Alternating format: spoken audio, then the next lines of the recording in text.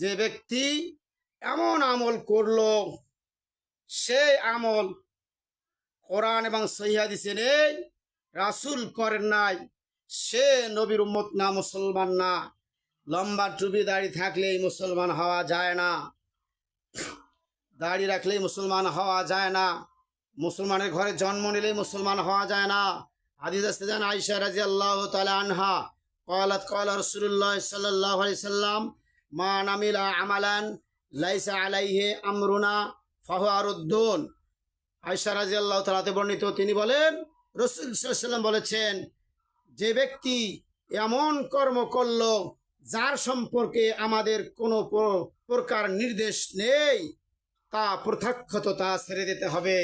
অর্থাৎ রাসূল যে আমল করেন নাই, সেই আমল যদি আপনি করেন, রাসূলের চেয়ে বেশি পণ্ডিত আপনি, তাই আপনাকে জাহান্নামে যেতে হবে।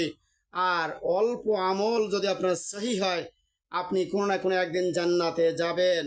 অত্র হাদিসে সহিহ বুখারী 2697, মুসলিম 1718, আবু দাউদ 4606, ইবনে মাজাহ 14, আহমদ 23929 নম্বর হাদিস।